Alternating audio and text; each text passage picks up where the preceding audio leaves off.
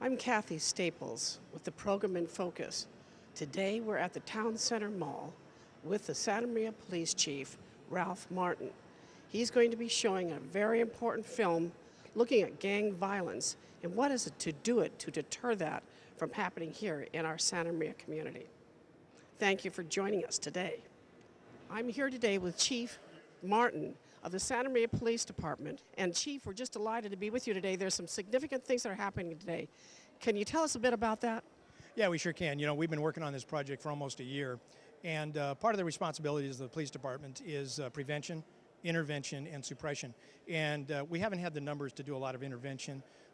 So what we've decided to do is do a 40-minute video designed specifically for a classroom or for a 1-hour segment on television that will kind of debunk the myth that there's loyalty in street gangs.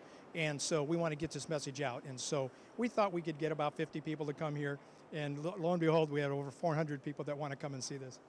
We're crowding the doors, folks. The chief knows how vitally important this is, and we've already interviewed a number of people to realize that he has brought everybody in, community policing at its very best, to find out what to do about gang violence and intervention and prevention in our community. Thank you, Chief, for being with us today. Oh, you're welcome. Very exciting time for us. Very exciting. Alex Posada with us today, who's the Director of Parks and Recreation for the City of Santa Maria. Welcome, Alex. Thank you very much for having me. I've been glad to make some comments. And what do you feel are the important things that we're going to learn from today's film? Well, based on what the little previews that I've gotten, and those have all been verbal from Chief Martin, that the film's intention is to lay it on the line with our youth and say, this is what it's about. And you have an opportunity right now to learn how difficult life will be if you choose this path. And I think that's what's great. How difficult life will be and choosing a different path. Alex has been and creates everything that has to do with parks and recreation in this community, committed to the work that he's been doing all these many years. Do you think that the chief will have his objectives of reaching out for community policing better done with this filming? Definitely. I think what you're going to see is the fact that a commitment's being made by the chief and the department to come up with innovative ways to try to reach our youth. And, you know, I see this film as being that first big step in targeting youth specifically.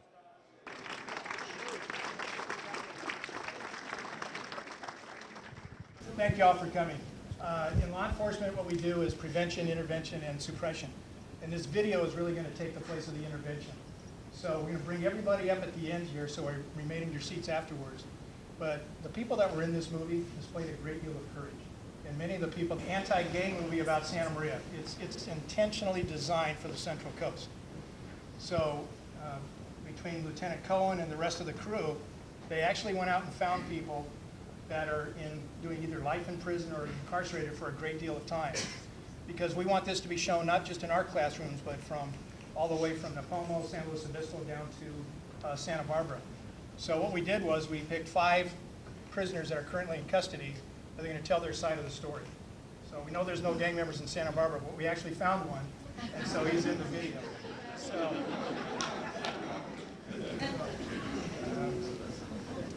afterwards, I would ask you to remain in your seats because I'm going to introduce the 3 that were really responsible for all of this and thank the people here. So thank you very much. You all bring something to this because we want you to take it back and use it in your own venues to the best that you possibly can.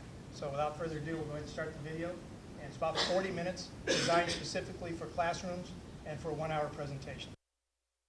The Central Coast of California is known for its high quality of life, small-town atmosphere, award-winning golf courses and wineries, great weather, and our proximity to the spectacular coastline.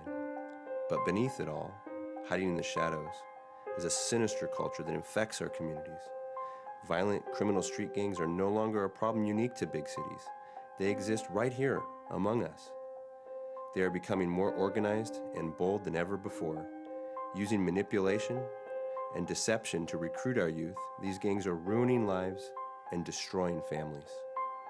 It is time to tell the truth, expose the lies. For many gang-involved youth, their lifestyle is a life facing bars.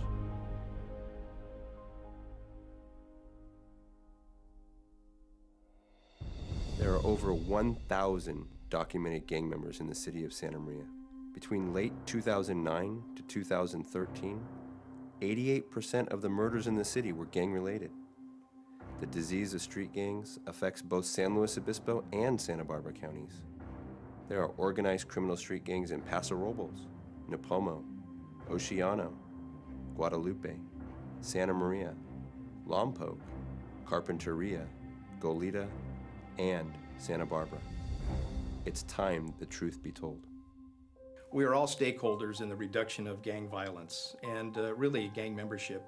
I've never met a young boy or girl who has ever stated that when they grow up they want to be a gang member, commit felonies, get prosecuted, arrested by the police several times, and then spend maybe a dozen or 24 years of their life in prison. You just don't see that.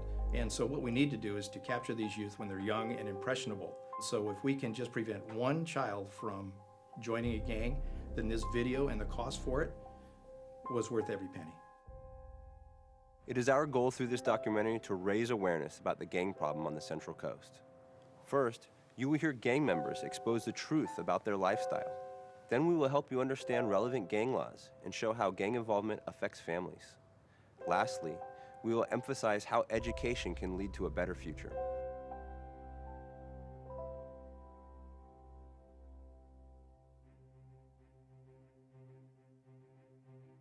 There is nobody more qualified to educate people about the gang culture than those who have personally lived the lifestyle. Hands behind your backs. No talking. The boys are doing time with the EDGE program. It's for young men teetering on the edge of right and wrong. Wearing white jumpsuits and walking with their hands behind their backs, the boys will get a taste of prison life from those who know it best. Welcome to the EDGE program. My name is Jeremiah Daniel Walling. I'm 31 years old. I'm doing 98 years to life for execution-style murder, kidnapping, robbery. You could have told me, Jeremiah, you're on a path to doing life in prison. And I would have told you, so what? Who cares? That's what I want. My name's Adam Ibarra, better known as Little Boo Boo, from Westside Gang in Lompoc, banging since I was 12. I've been around gangs my whole life, third-generation gang member. I was 6 years old at hood parties, you know what I mean? Kicking it. Shot my first person when I was 12, you know what I mean? I'm 28 years old right now, and out of those 28 years, I've been locked up for about a good 15 of them, you know, in and out. This last time I was out 113 days, and that's the longest I've been out since I was 13. My name's Isaiah Arroyo. Call me Cholo from Northwest, Santa Maria. I got jumped in when I was 13 years old. I grew up in the projects, so it's like that area is like a lot of gang members kick it there. And I just started hanging around with the wrong crowd.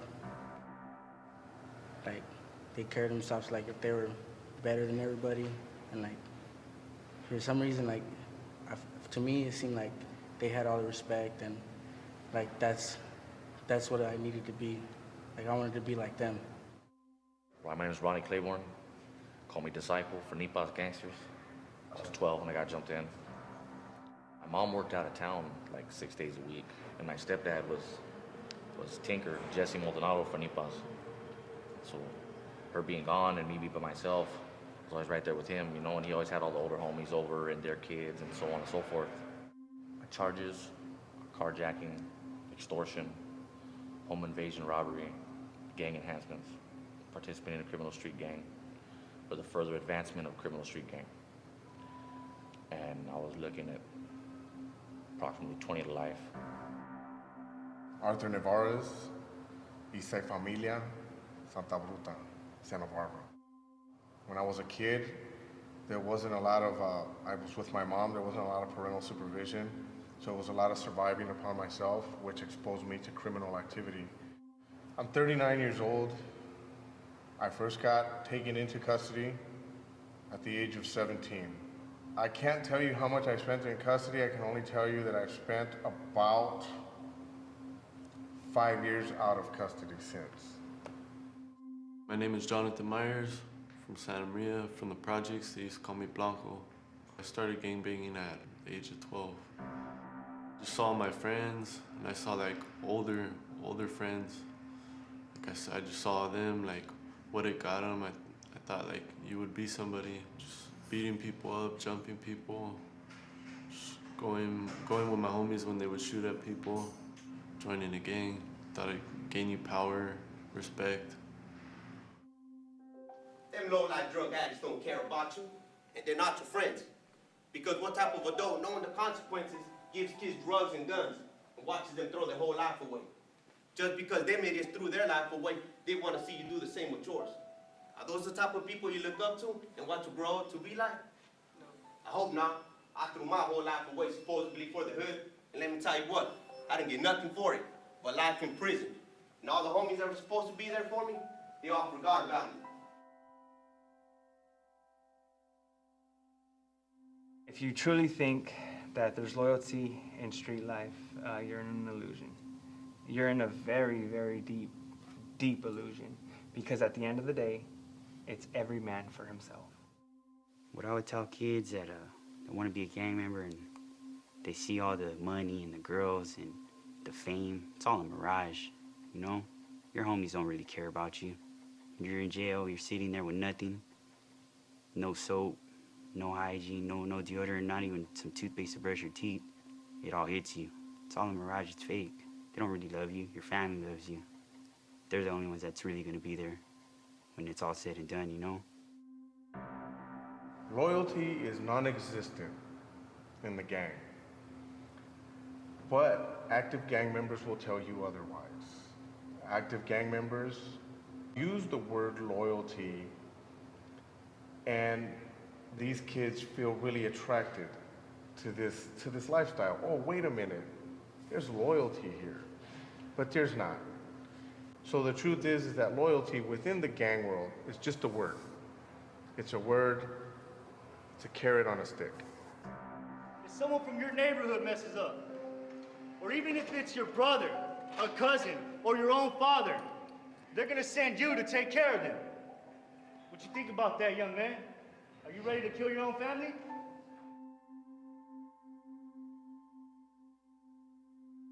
They make you feel accepted so that you'll do what they want. It's all brainwashed. Like, if they could get into your head and like brainwash you to do what they want you to do, then they're gonna do it. They can expect to be anything to be used for the furtherment of other people. In other words, they will be manipulated for other people's gain. Even when it seems like that individual is trying to do something for someone else in a gang, trust and believe that he has a motive behind it. You don't run into people that just do good things for gang members, right? Oh, here's the gun, just because I'm a good guy. Or here's some dope. Or here, let's go fight these guys right now and I'm gonna smash for you just because I'm a good guy. No, that's a lie. Because the thing is if I do this for you, I'm expecting you to do this back for me. And the minute you don't, right, you fall short. There's more out there than what we were meant to believe. You know, all this, the cause, there is no cause. The big homies, it's all about money. All they do is they want their money. We're dispensable. You know, like we're nothing. Like we're just dirt. So easy to throw away. Like we never meant anything in the first place.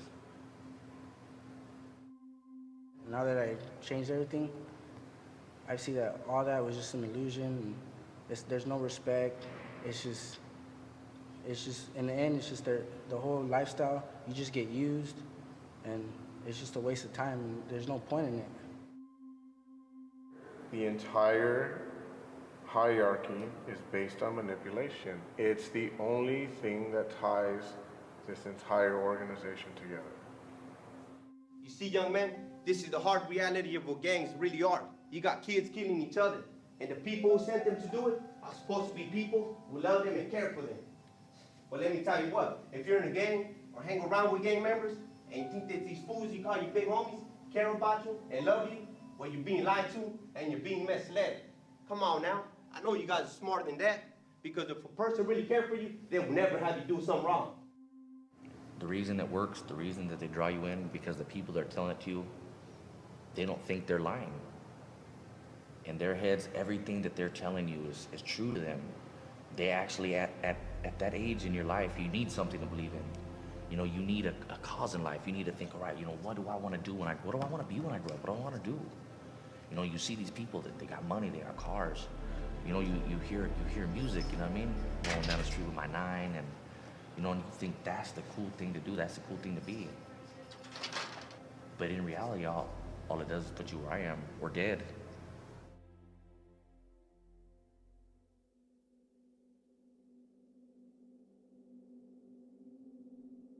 The Honorable Rogelio Flores is one of the most respected judges sitting on the bench in Santa Barbara County. You know, I didn't write the laws. You didn't write the laws. But John Q. Citizen out there, you know, mom and dad who are in the house and who get their alarm system and they're afraid and they're locked up in their houses, who vote, right? They're the ones that say, you know what, we're sick and tired of gangs. We're tired of it.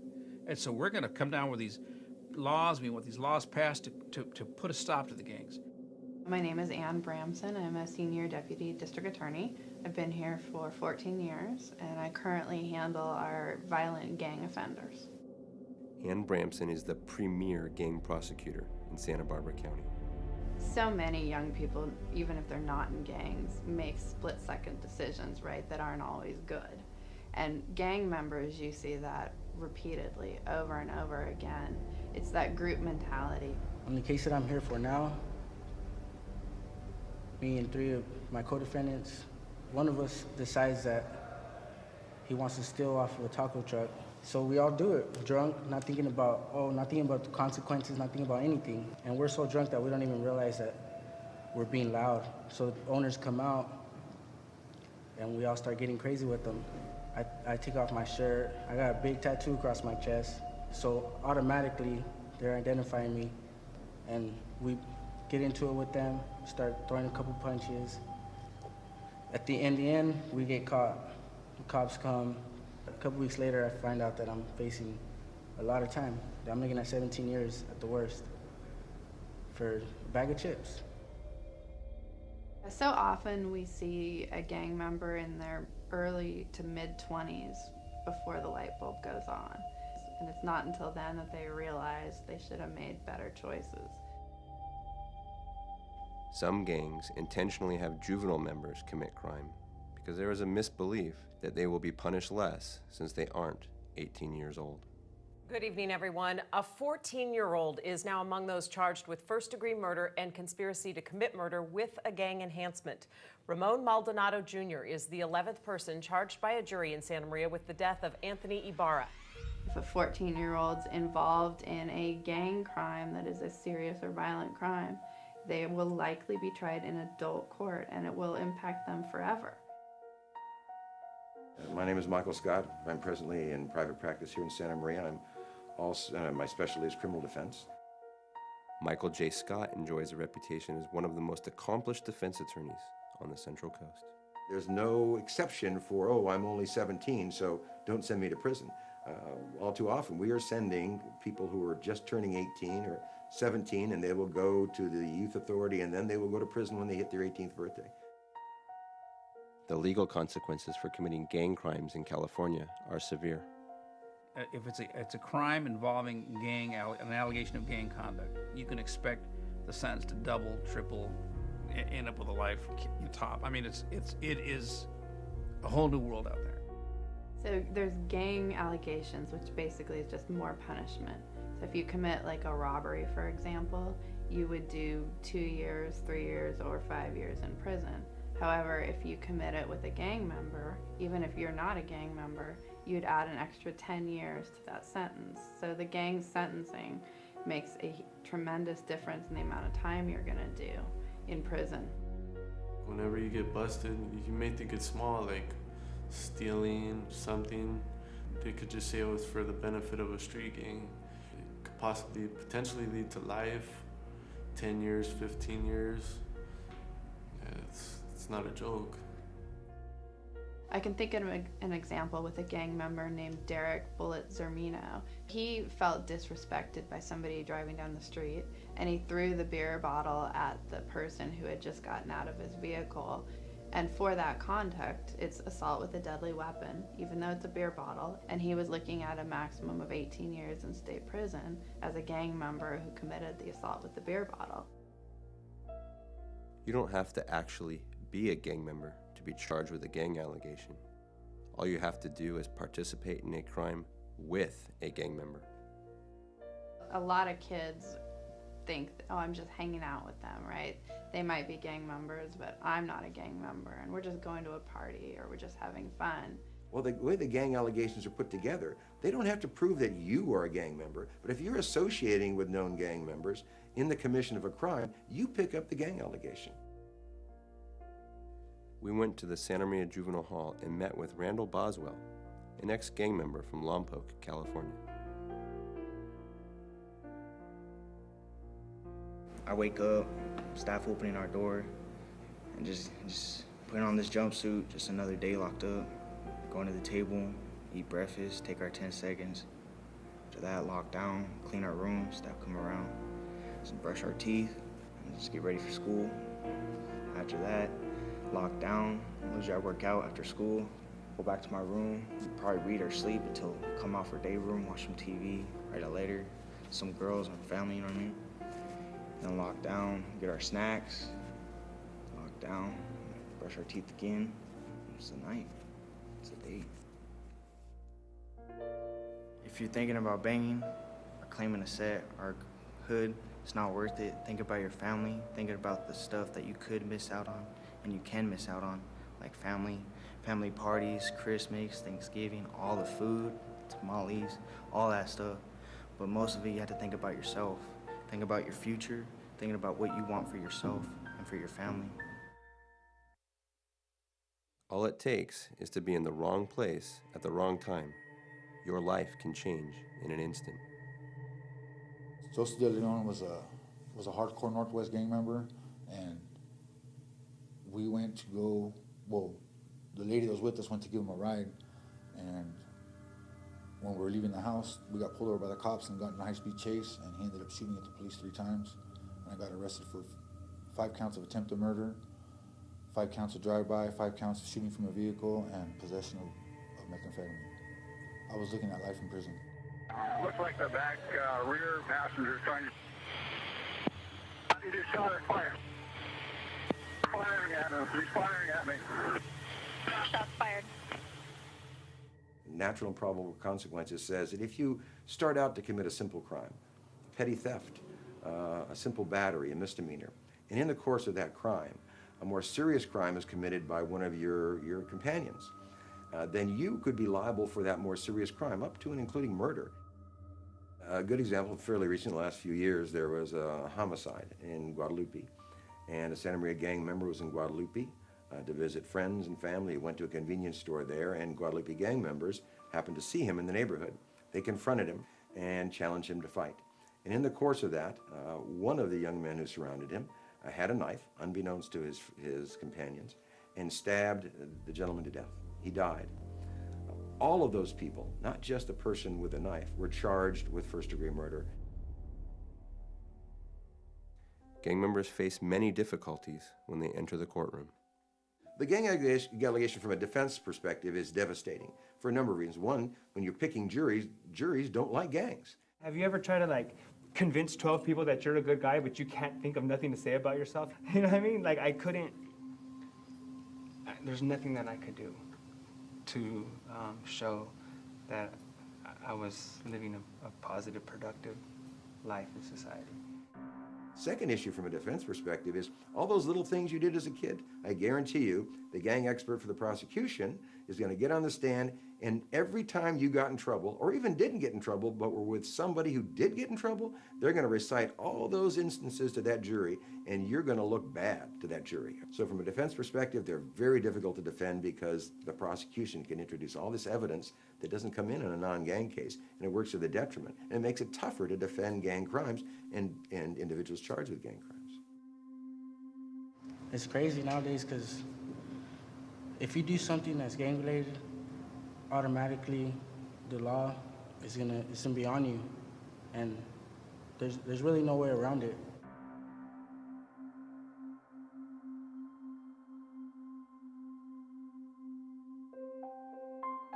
Judges have this unique perspective as we sit up and we look at the entire audience and the lawyers, And it really breaks my heart to see young men and young women who are charged with gang-related conduct. And you see their parents in the courtroom, you see their children in the courtroom, and you see just the look on their eyes. I mean, that's, you can't even describe the pain that they're going through. I got 3 kids that hardly know me. You know, I got a wife right now that's on the verge of leaving me.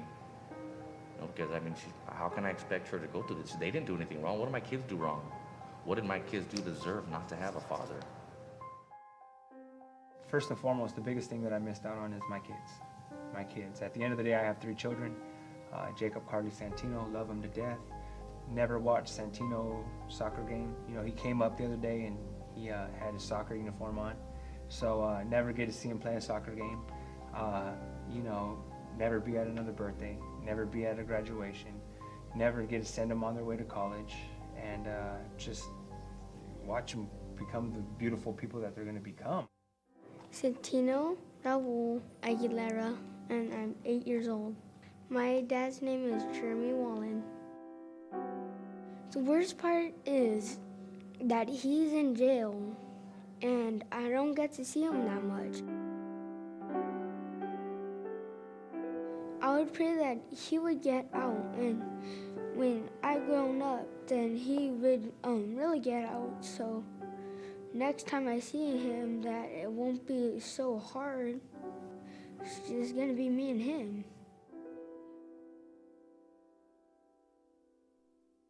My dreams are, and he comes home and I could do fun stuff with him.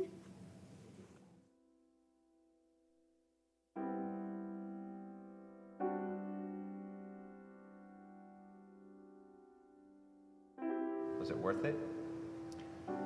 No, it wasn't. Tell me about that. Well, I have children.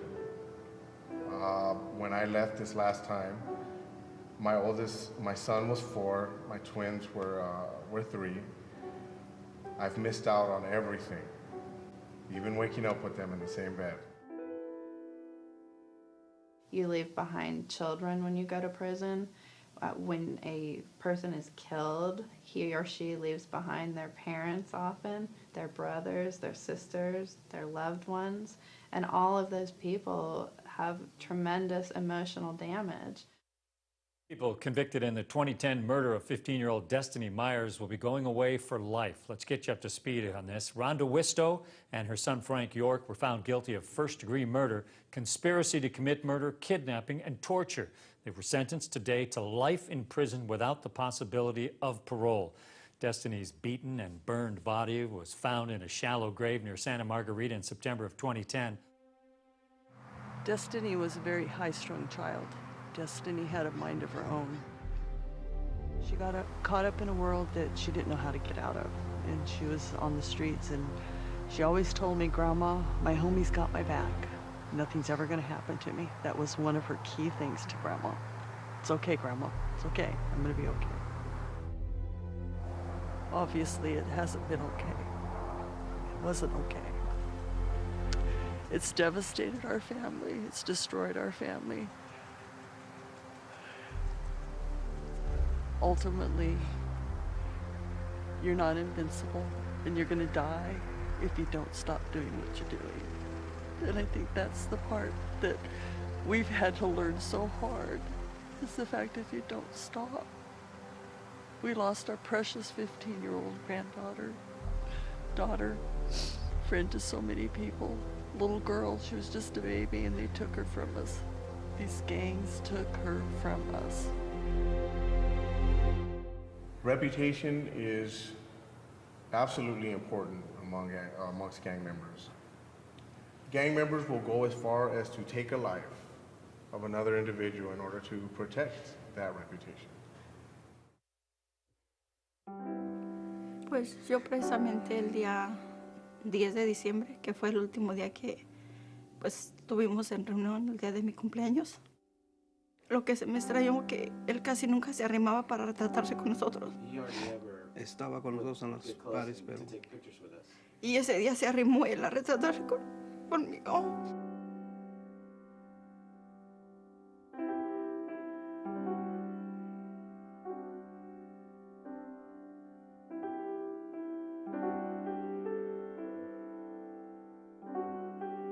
es un dolor del corazón que se ataca feo, se clava feo en el corazón. Lo más es un dolor fuertísimo que solo lo sienten como nosotros o las demás personas que han perdido a sus hijos. Cuando, como dicen, cuando uno pierde a sus papás, pues se dice uno que son huérfanos, y cuando uno pierde a su esposa, pues es viudo o viuda. Pero cuando esto no tiene nombre, lo de un hijo con sus papás, no hay un nombre no tiene nombre. What about your parents? No, you don't care about your parents. They love you. They want you to do something with your life. Not be like this, stuck here for the rest of your life or dead on the street.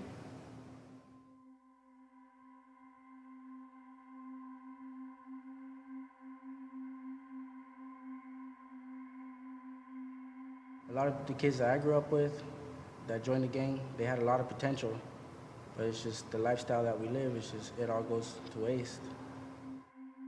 I wish that I would have tried harder when I was growing up, tried harder to make something of myself. What a lot of our young people do today is the same thing that I did when I was young. I was on the tracks, and that's a term that I use with young people today. If you don't want to get hit by the train, stay off the tracks. Kids, when you're a young age, I hope you guys talk to your teachers more, get involved in school, play a sport. You know, I was good in sports. You know, I had everything going for me, but I chose to live a different lifestyle. And here I am, 34 years old, trying to make a life of myself now.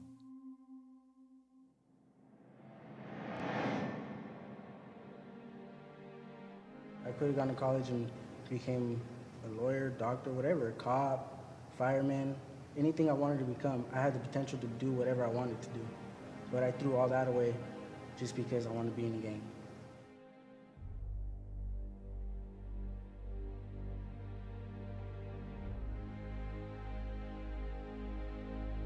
So my name is Samuel Marin, or Sam.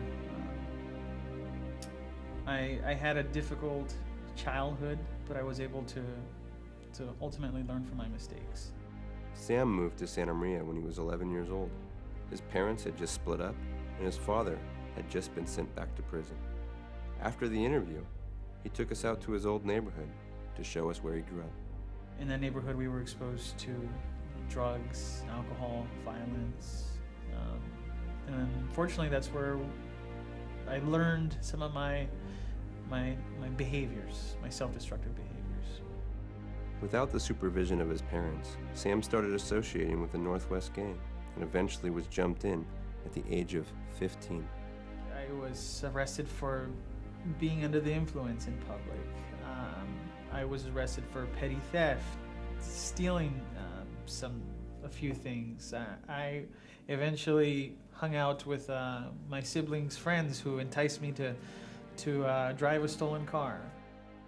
Ultimately, I was sent to juvenile hall more than a few times. I went to Tri-County boot camp for about 4 months because of my own actions. Mr. Flores once associated with gangs while growing up in Calexico, California. His mentor, Frank Donez, helped him stay focused on graduating from high school. I asked him, well, I don't want to go to school anymore. He goes, well, just come to my office.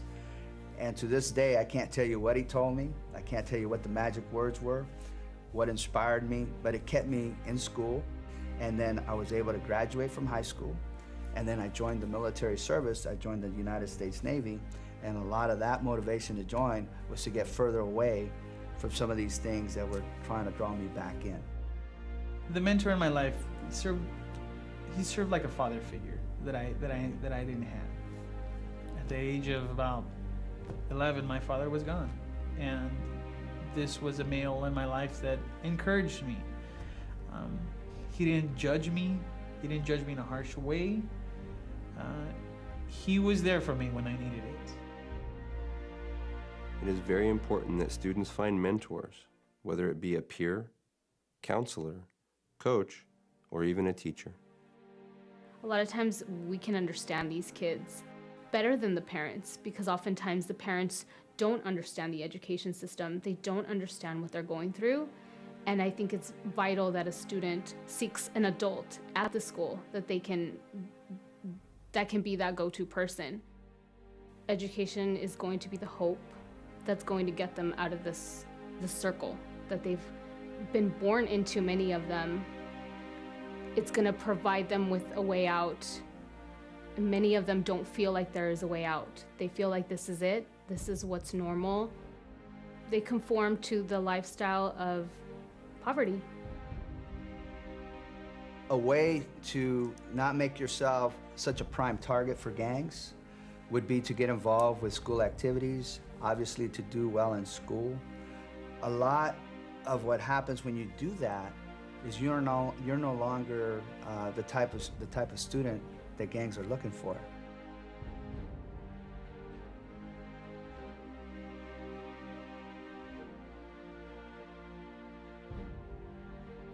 After Sam graduated from Santa Maria High School, he received his AA degree from Allen Hancock College. Then he got his bachelor's degree in legal studies from Chapman University. Furthering my educational career, I've had the opportunities to do a lot of things that I enjoyed. I've volunteered in the legal field and have worked in the legal field, which I've really enjoyed. I've had the opportunity to travel. I went to China in 2008.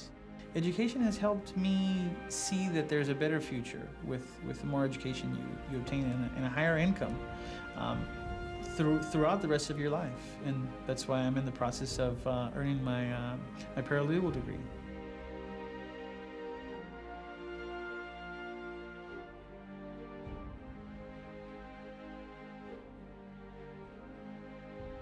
I think the best advice I can give a youth, male or female, is just not to be who people want you to be. Be who you want yourself to be. Krista works at the YMCA in Santa Maria and encourages youth to join in their internship programs to be mentored in a positive environment with their peers. It's mentors working with peers. It's just peer on peer, and they just feel that sense of belongingness or that sense of pride. They develop that self-worth, that spark that youth need. Become an individual. Become a little selfish. Become a leader. Think about yourself.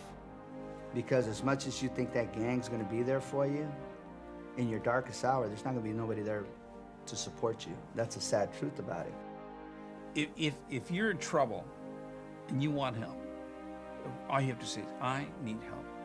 And doggone it, and if no one will help you, come see me and I'll find out. We'll figure out some way to help you out of this mess. At the end of the day, nobody knows what you're going through until you tell them. Nobody knows you're getting pressured. Nobody knows what's inside of your heart until you let someone in. I let drugs and I let gangs in, and for that, I'm gonna die in prison. We all have a choice. It might be difficult for some, considering their environment. Nonetheless, it's ultimately up to them to choose what they want in life.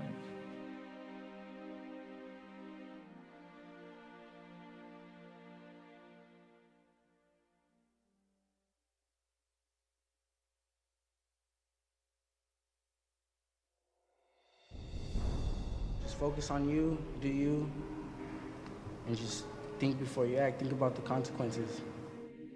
There's nothing cool about this. This life sucks. I have a 13-year-old son. I don't want him to be like me. If you get involved in these gangs, you're going to spend a lot of time behind bars with other guys, okay? Not doing the sort of stuff you want to do, not hanging with the people you want to hang with. And it is a big price to pay. I always told the kids, stop, think, and choose. Because once you've made the wrong choice and you've crossed over that line, there's no turning back. You only have one life. And while we all do mistakes and we can have a second chance, know that if you get involved with gangs, you may not get a second chance. The life that they were born into is not the life they have to live. They can change it. And education is going to be their only way to be able to change it. As I sit here today, I share my story with you with the hopes that none of you follow in my footsteps. So I hope that each and every one of you today take advantage of the opportunities that you have and the programs that you have. I hope that anything that you have seen in this video, any word that I have said today, keeps you from this place. And I ask that you please reach out and get the help that you need, because it's there. Thank you.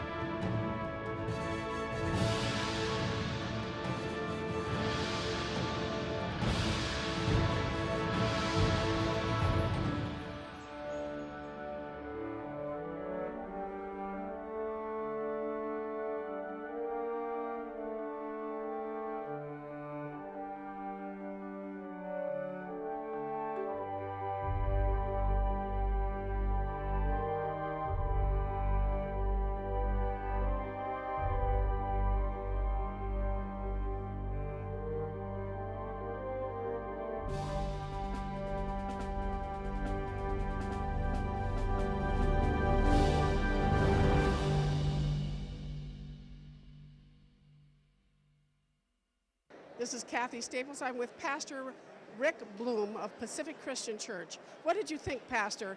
What were the important points of that particular film? Well, the most poignant moment I thought was the little boy, the little 8-year-old whose dad is spending life in prison, and his appeal was just tremendous, and I felt that was the most touching moment. And I think this is something everybody should see. It was really very well put together and really had an impact on my own life and my own heart. I knew several of the people. Of course, I went through the Destiny Myers situation and saw that on there. That was such a tragic thing, and I just believe that the emphasis, I believe, could even be more on the spiritual aspect, because talked a lot about education and hope and those kind of things, but of course my interest is seeing people spiritually impacted, and I want to do everything I can to see that happen in our community. And do you think that Chief Martin was making a point in this community to deal with gangs and deal with the needs of the people and bring the faith community in? Oh yes, I think it's an excellent idea what's been put together here, and I just admire the chief for doing that, and also Lieutenant Cohen. I think they did a great job, and I want to work with them any way I can. Of course, I'm a chaplain with the Santa Maria Police Department, and I make myself available to them from the faith community, and I know there's lots of other pastors in town that would love to work together, and I believe he has a heart for that, and I look forward to what we can accomplish in the future. And you've seen the heartbreak that it is for families that have been involved with gang involvement, haven't you? Absolutely. I see it. I've seen it on several occasions with the violence and the gangs and the drug overdoses and suicides, and it's happened in our city, and we need to do everything we can to stop it. And I admire the chief and all those that are working with him for what they're doing here. How wonderful that our faith community is involved with making a difference with youth. Thank you again for being with us in Focus. Thank you, Kathy. All right, thank bless you. you. Appreciate you. As the youth pastor, what do you think, Pastor, was important about this film today? Well, I think that was just a great showing of what kids really go through when they don't have a parent around and there's a lot of free time, and they can be influenced by a lot of different people. And so definitely having the youth ministry around and youth ministries all over the city and youth programs like YMCA and Boys and Girls Club really do help, kind of bring them and give them a safe environment, a place to grow, instead of just being out in the streets doing whatever they're thinking. And so to me, that's what really spoke to me, just creating those environments for kids to go to. So Life-facing bars, a great production. What's happened today at the Santa Maria Mall, and in collaboration with the Santa Maria Police Department, Chief Martin. Mr. Young, tell us a little bit about how you got involved with doing this production and what it's meant to you as it's evolved. Sure. I was contacted by Dan Cohen, Lieutenant Dan Cohen. He said, "You want to come film ex-gang members?" And I said, "Sure." I had a senior project that I had to do work for, so that kind of was the start of doing the documentary. It's been a fluid transformation from, hey, let's go film ex-gang members, to, hey, let's make a documentary out of this. And so we got our funding. We got, the backing of the police department, and really that's how it got started. You know, Chief Martin, he really stressed intervention and really using this video as a way to reach these students' lives before they get jumped into gangs, before they get incarcerated, and so that's really the purpose of this documentary. And when you were working with the families, Mr. Young, what did you find? What did you experience when you actually worked with the family? You have a youth in there, you have some other family members. What did you see happening to their lives as a result of their loved one becoming involved with gangs? Sure. You know, one of the chapters we had was about families. We had 3 very difficult interviews with Santino, with the families of Destiny Myers and Jonathan Esquivel, and you know, those were the toughest interviews I've ever had to do, of just the emotion and just you know, the tears and really the devastating loss that those families have all experienced. And so working with those interviews, you know, I wanted to be sensitive to those families to make sure that their loved ones and the family members were respected and shot well within the documentary. Well, you did a marvelous job at representing the opportunity for these families to actually get their story on and into a film. What do you see as talking with Judge Rogelio Flores about a film just seen life facing bars? Judge, can you give us some idea of the value that this film can be to our community? Well, I was telling someone earlier that a Chinese proverb, a journey of 1,000 miles begins with the first step. We took a huge step today in combating the problem of gangs in our community. Yeah, you know, I've been on the bench 27 years, and I've never seen the plethora of crime and gang-related violence and gang-related drug activity as I have now. So my hat's off to everybody who produced this. I was happy to have a small part in it, and I think it's really important that the community stand together. You know, I like to remind people that in the community like Santa Maria, there are more people who are good, decent, hardworking, God-fearing people than there are not. And you saw them here today, people from every walk of life, every ethnicity, every social economic background. And we're standing together saying, you know what, we want our kids to grow up safe and happy and productive. We want them to go to school. We want them to graduate from high school. We want them to go to college. We want them to stay out of jail. The heartbreaking stories that we saw today are evidence of the fact that a lot of people have fallen through the cracks, too many in fact. And in my mind's eye, we cannot waste one young person, one person's life. It's a human tragedy, and not only is it a human tragedy, it's a fiscal tragedy. And it costs the average taxpayer about $40,000 a year to put somebody in custody for a year. We're talking about a lot of men we saw in this video, and there's a lot of young women now involved too, who are spending life behind bars at a cost of hundreds of thousands of millions of dollars to the taxpayer. But more importantly, the tragedy, it affects their families, their children. It's really a sad thing. So we've got to do something about it, and today we did. Let's talk a little bit with the judge about the heartbreak that he has seen as he looks out from his bench at the families, the children, the parents, the grandparents, and what can change here if this community pulls together. Well, as I pointed out in the video, it breaks my heart to see parents and children and spouses of individuals who are in custody, who are looking at serving extremely lengthy prison sentences for conduct that years ago would not carry this type of punishment. But this is where we are as a society, and I totally understand. I understand the fear that John Q. Citizen has about locking their door at night and being afraid to go out to walk their dog at night. You know, I understand those fears, and so to watch a parent crying in court brings tears to my eye. And I like to remind people that there but for the grace of God go any of us. So I was blessed, to have a solid upbringing, with two parents, but I mean, there a lot of the young people in this community don't have that, and so we need to figure out how to do that, because it does take a village to raise these kids. We need to pull together as brothers and sisters and work together to help them out. A lot of them are going to need big brothers and big sisters, mothers and fathers, And we need to fill in those gaps that they have in their lives, because if we don't, the gangs will.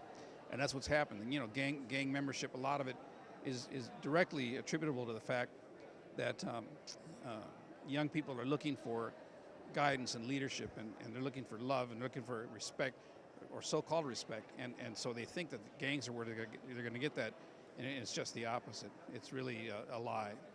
And so this community can pull together. Our judge, Rogelio Flores, has given us an illustration of what we might do to be able to put this community together, build the bridges that are necessary to have it be a strong community, work with our youth in education, and work as a team to make this community strong and successful. Is there anything else you'd like to add to that, Judge? No, it's just today, I've always been proud to be a resident of the city, but today my pride, I can't contain it. And we just thank God for Judge Rogelio Flores. You were an important part of this film today. And one of the things that impressed me most was how much common sense you had in realizing how important things are referencing your family. So when you're thinking about it, were there things like, you know, maybe drugs or something that your dad got involved with that you'd like to see other people not get involved with, or what do you think? I would think Dad would do drugs, mostly have gang members too, and we don't want that. So mostly that was the movie about, stopping gang members and drugs from this whole police thing. So stopping gang members and drugs and having them in your home, Santino realized that that was a real important part of what happened to his life. So how do you feel about being in the movie now? I feel kind of happy that people can see what it feels like when your dad's in jail. You just want to stay happy that your dad's with you when your dad's not in jail. Okay, so the point of that conversation is he misses his dad.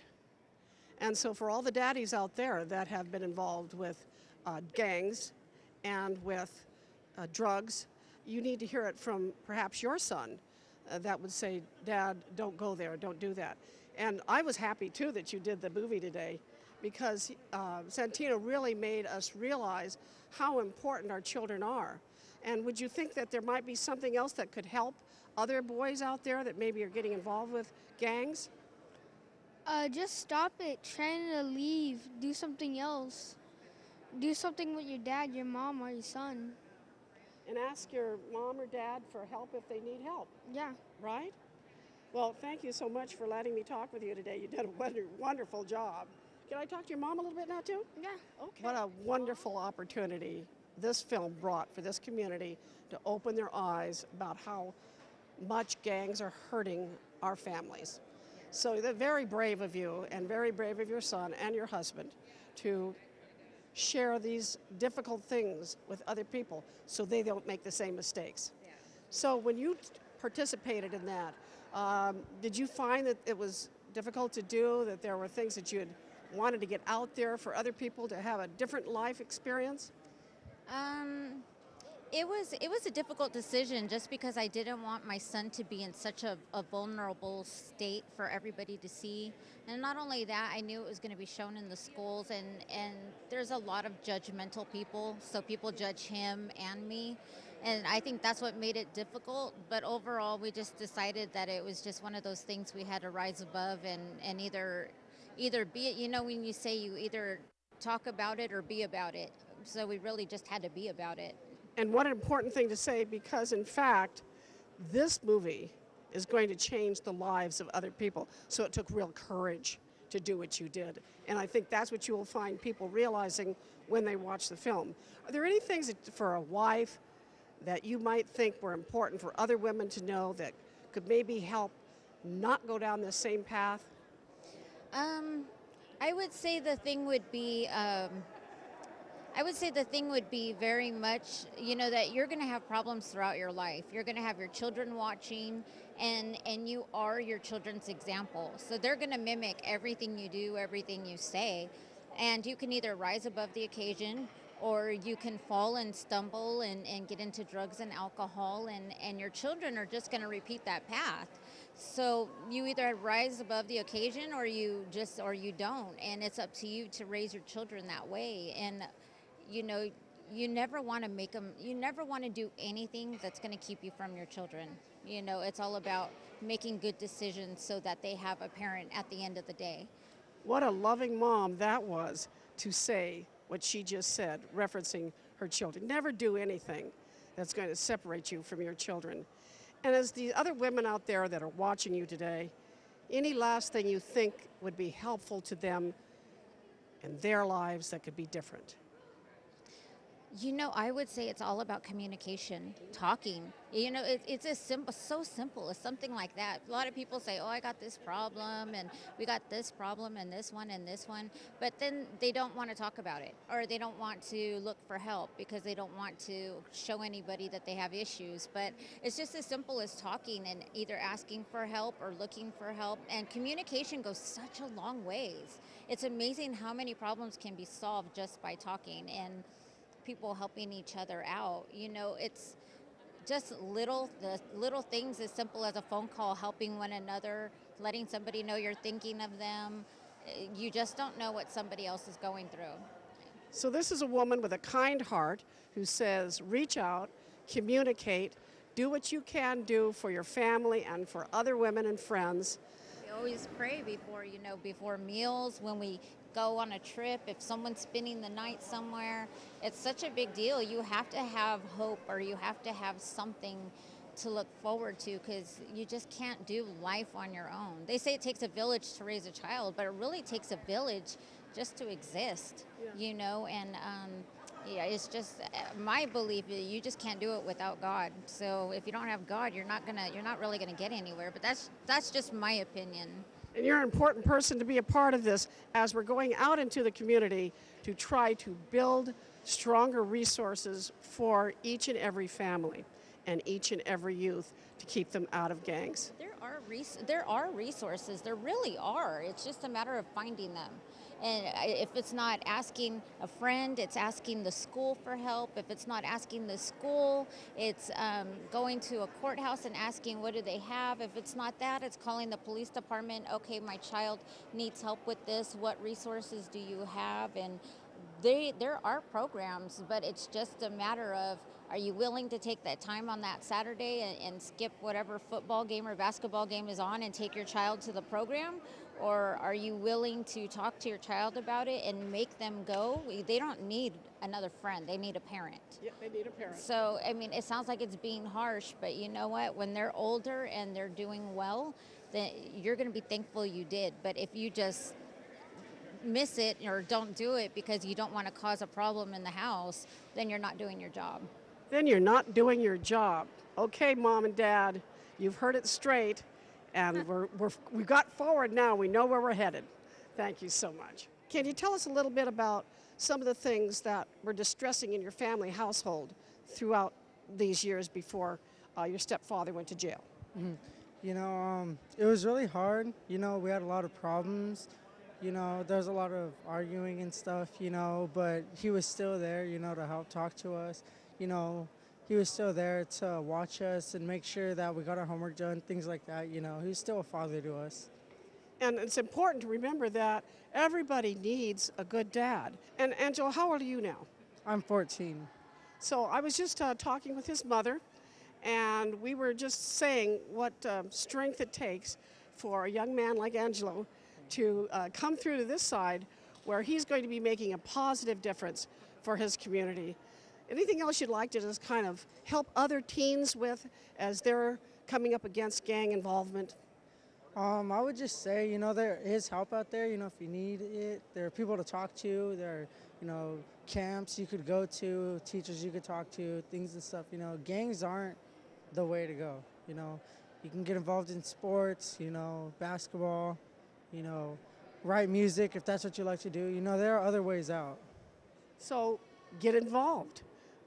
Write music, talk to a teacher, talk to a counselor, but make a different choice. Angela, thank you so much for being with us today in Focus.